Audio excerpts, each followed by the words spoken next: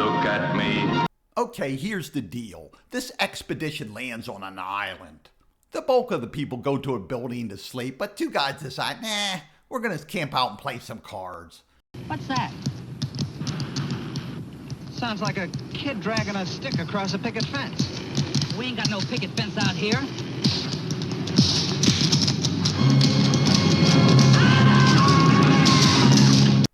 What happened to him? Professor Devereaux. Who is there? Seaman Ron Phillips. And Sam Summers. Oh good, they're still alive. Why are they waking this guy up? Maybe they want someone else for the poker game. Will you come? Yes. Fellows, some else. We're right here, Professor.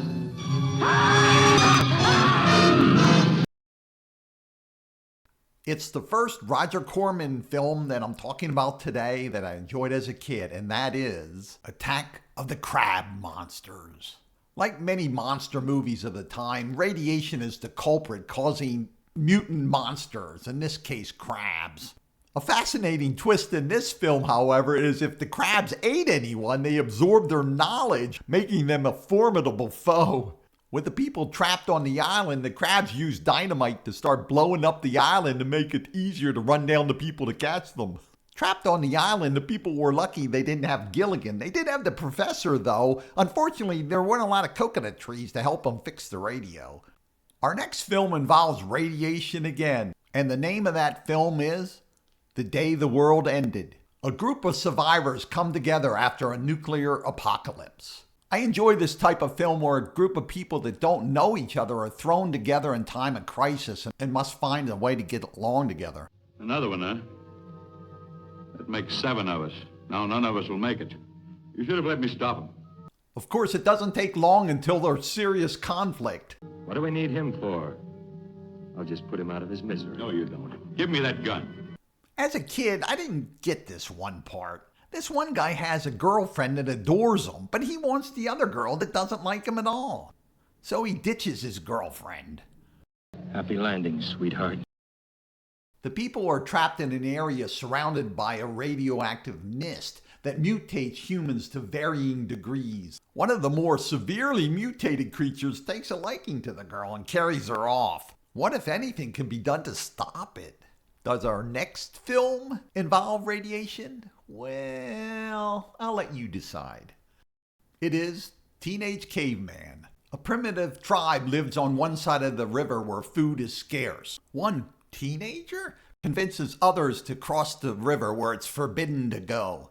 There are rumors of large monsters, soil that swallows people, and a god that kills with its touch. After crossing, they're happy as clams. They're thinking, those legends, they're a bunch of BS. Uh-oh, looks like that legend's right. One of the other legends, I don't think they got quite right. The sinking earth! Hey, you're drowning in the water. Don't blame the earth. There was a twist ending. If you don't want to know what it is, skip ahead. When I saw it as a kid, I thought it was a good surprise ending. The teenage caveman finds something. It is a thing of wonder. The next film is Life is an obscure hobo bumming a ride on the omnibus of art. Burn gas, buggies, and whip your sour cream of circumstance. Excuse me, sir, I have just one question for you. What the hell are you talking about? A guy that's not very bright works as a waiter at a beatnik coffee house.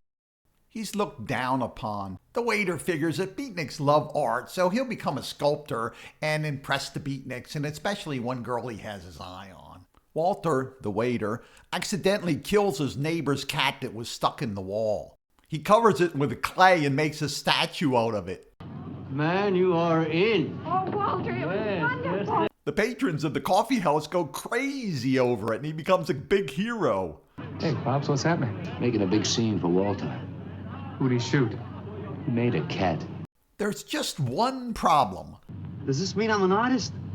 Maybe so. You can do other things as well. Uh-oh. I don't think I want to be a model for this guy. Just around your neck.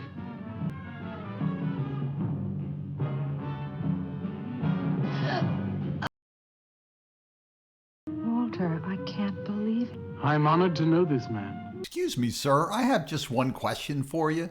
What the hell are you talking about? Okay, here's the deal. This guy found out that his wife, how do I put this, is dating his best friend, and he ain't too happy about it. Is he gonna shoot him? No, he's gonna force him to go into the swamp. If you don't move, I'll tell you where you stand. But there you... What's this guy see? Some alligators coming? Behind you!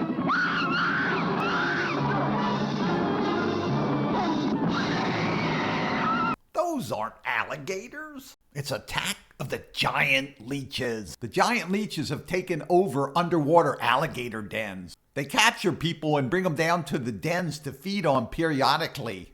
After the first feeding, the people were too weak to escape. I didn't need a lot of super special effects or bloody gore to imagine the horror of the situation. When I was young, my brother and I would go down to the creek behind our house and catch all kinds of little creatures. We would trap and release them. I was well aware what leeches were, and I hated the little bloodsuckers. I found the scenes of these poor people very eerie and creepy. Speaking of blood, that reminds me of the next film, Night of the Blood Beast. In this film, an alien makes its way to Earth. Let's take a look at what it's been up to.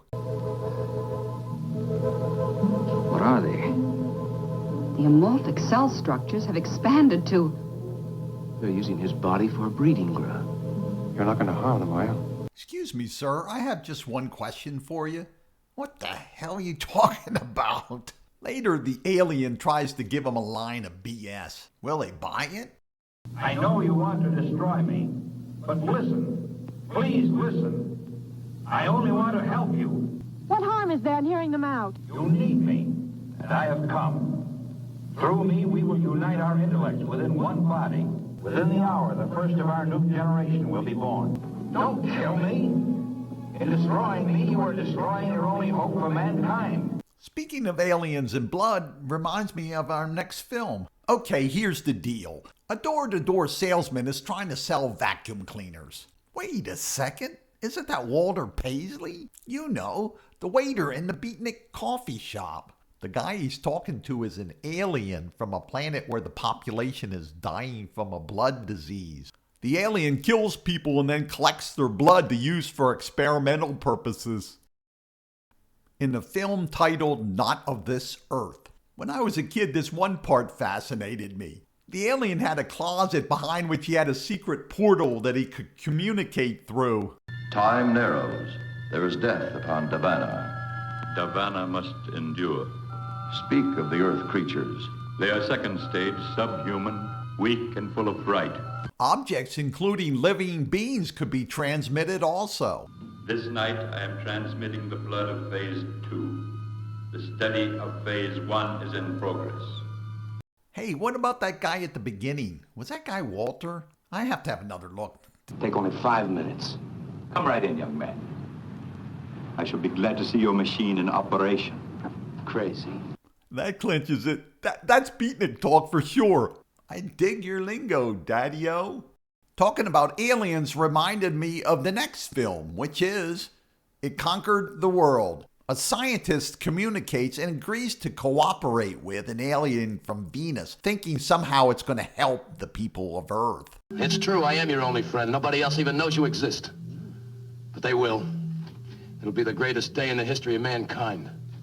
The alien arrives on Earth and sends out things to implant mind control devices in people. Guess what I've got? What? A present for you.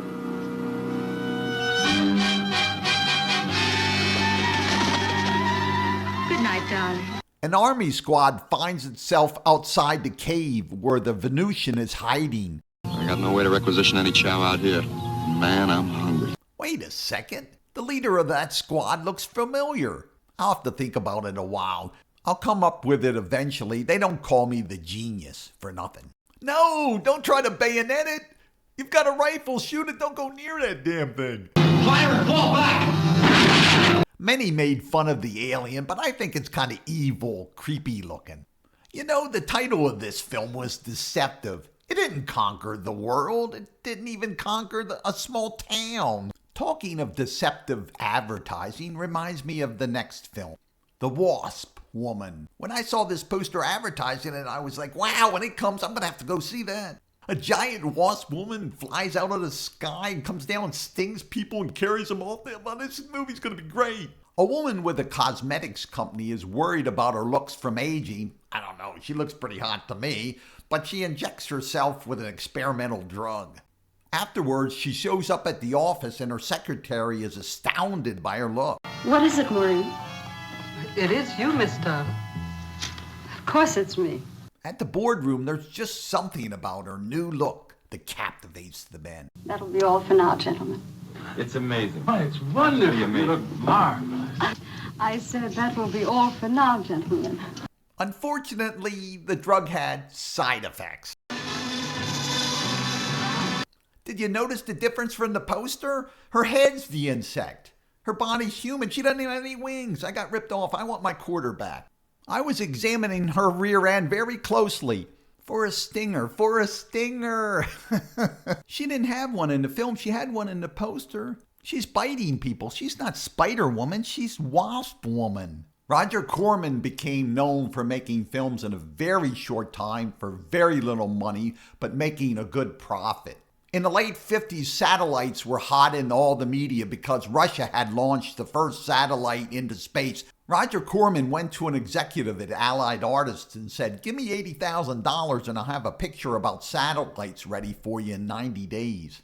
He got the money, and within 90 days, the film War of the Satellites was in theaters. In this film, an unknown alien presence is destroying manned satellites that humans are sending into space. When the humans ignore the alien warning, the aliens will do anything to stop the humans from exploring space. Fires, floods, earthquakes, and volcanic eruptions in unheard of numbers bursting out all over the world. The humans ignore the alien threat and send up another mission. Roger Corman not only produced and directed, but he also acted in this film. Rocket 1, second stage. Fire.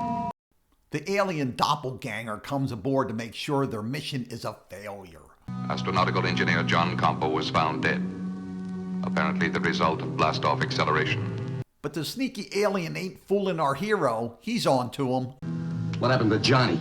Did you kill him? Hey, there's that same actor again. I'm curious how many younger viewers think they've even seen this guy before. Put down in the comments if you think you've seen him in a recent film. Don't look him up, just from your memory. Put down in the comments. I hope you enjoyed today's video. Have a nice day.